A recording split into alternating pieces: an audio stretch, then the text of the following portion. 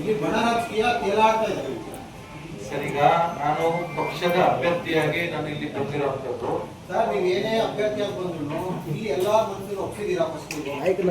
ಆಗಲೇ ನಾನು ಹೇಳಿದೆ, ನಾನು ಅಭ್ಯರ್ಥಿ ಆಗೋದಕ್ಕಿಂತ ಮುಂಚಿತವಾಗಿ ಎಲ್ಲರ ಶಿಫಾರಸು ಪತ್ರದ ಮುಖಾಂತರವಾಗಿ, ಎಲ್ಲರ ಶಿಫಾರಸು ಮತ್ತೆ ಸಹಕಾರ ಆಶೀರ್ವಾದ ಮುಖಾಂತರವಾಗಿ ನಾನು ಅಭ್ಯರ್ಥಿ ಆಗಿರುವಂತದ್ದು ಸರ್. ಕಳೆದ ಬಾರಿ ಪ್ರತಿಯೊಂದು ಗ್ರೌಂಡ್ ಕ್ಲಾರಿಟಿನೂ ಕೂಡ ತಿಳ್ಕೊಂಡಿದ್ದೇನೆ.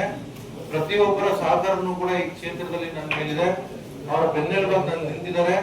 ಖಂಡಿತವಾಗ್ಲೂ ಕೂಡ ಇಲ್ಲಿರುವಂತ ಎಲ್ಲರ ಸಮಸ್ಯೆ, ನನ್ನ ಮತದಾರರಿಗೆ ಯಾವ ರೀತಿಯ ಸಮಸ್ಯೆಗಳಿದೆ ಎಲ್ಲರ ಸಮಸ್ಯೆಯನ್ನು ಕೂಡ ಧ್ವನಿಯಾಗಿರಬೇಕು ಅಂತ ಹೇಳಿ ಆ ವಿಧಾನಸಭಾ ಕ್ಷೇತ್ರದಲ್ಲಿರುವಂತಹ ಪ್ರತಿಯೊಬ್ಬರು ಮುಖಂಡರ ಜೊತೆ ಆಗಲೇ ನಾನು ಚರ್ಚೆಯನ್ನ ಮಾಡಿದ್ದೇನೆ, ಮೀಟಿಂಗ್ ಗಳನ್ನ ನಡೆಸಿದ್ದೇನೆ. ಅವರವರ ವಿಚಾರಗಳಲ್ಲಿ ಈ ಅಸೆಂಬ್ಲಿಗೆ ಈ ತರ ಆಗ್ಬೇಕಾಗಿದೆ, ಜಿಲ್ಲಾವಾರು ಈ ತರ ಆಗ್ಬೇಕಾಗಿದೆ ಅಂತ ಅವರು ನೇರವಾಗಿ ಹೇಳಿದ್ದಾರೆ. ಪ್ರತಿಯೊಂದು ವಿಚಾರವನ್ನು ಕೂಡ ಅವರಿಗೆ ಸ್ಪಂದಿಸಿಕೊಂಡು ಮುಂದಿನ ದಿನಗಳಲ್ಲಿ ನಾನು ಕೆಲಸವನ್ನ ಮಾಡ್ತೀನಿ. ಮತ್ತೆ ಕೆಇಎ ಕೊಡಬೇಕು ಅಂತ ಸ್ವಲ್ಪ ಜನ ಇದನ್ನ ಮುಖ್ಯಮಂತ್ರಿಗಳು ಮತ್ತೆ ಉಪಮುಖ್ಯಮಂತ್ರಿಗಳು ಅಂತ ಬಗೆಹರಿಸ್ತಾರೆ.